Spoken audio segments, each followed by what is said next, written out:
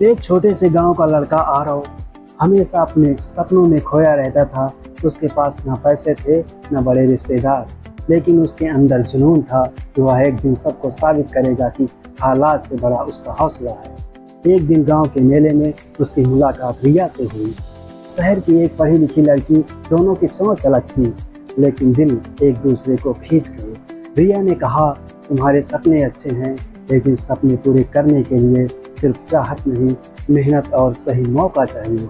आरव ने कसम खाई कि वह रिया और पूरे गांव को दिखाएगा कि किस्मत बदलने के लिए इंसान का इरादा ही काफ़ी है। वह शहर चला गया, दिन में दिहाड़ी मजदूरी और रात में पढ़ाई करता।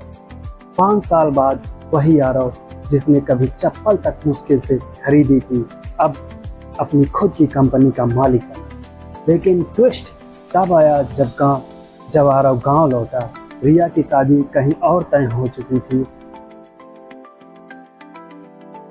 अब सवाल ये था, क्या आरव सिर्फ अपनी मेहनत से किस्मत जीत पाया या रिया को भी वापस पा सका।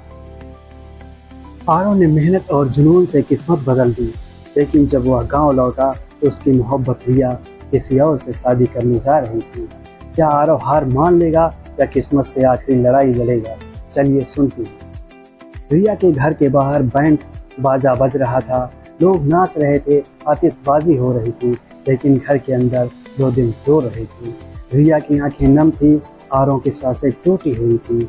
आरव ने धीरे से कहा, रिया, अगर तू आज मुझे चाहती है तो एक कदम उठा, बस एक कदम, मैं पूरी दुनिया से लड़ जाऊंगा। रिया कांप गई, उसकी नज़रें दरवाजे की तरफ थी, बारात आ चुकी थी। रिया ने कांपती आवाज़ में कहा, आरव, मेरे पापा ने कर्ज लिया था, ये शादी उसकी कर्ज का बदला है।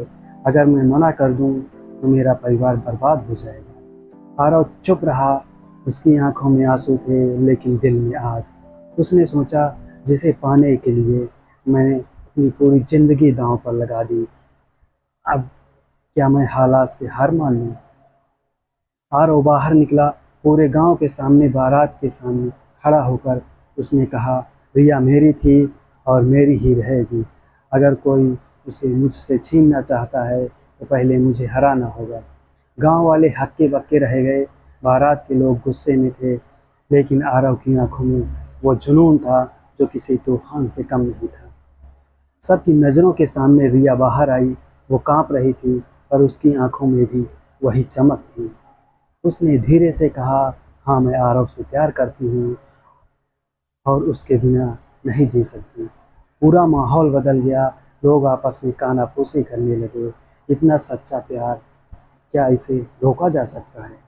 रिया के पापा सामने आए, उनकी आंखों में आंसू थे। उन्होंने कहा, बेटा, मैंने तुझे हमेशा गरीब समझा था, लेकिन आज तूने साबित कर दिया कि तू सिर्फ दौलतमंद नहीं बल्कि दिल का भी अमीर है। अगर मेरी बेटी खुश रहेगी तो मुझे और कुछ नहीं चाहिए। बारात वापस लौट गई। गांव के मंदिर में पूरे गांव के सामने आरव और रिया ने 7 फेरे लिए। उस पल आरव ने कहा, रिया, आज मैंने किस्मत को हराया नहीं बल्कि उसे बदल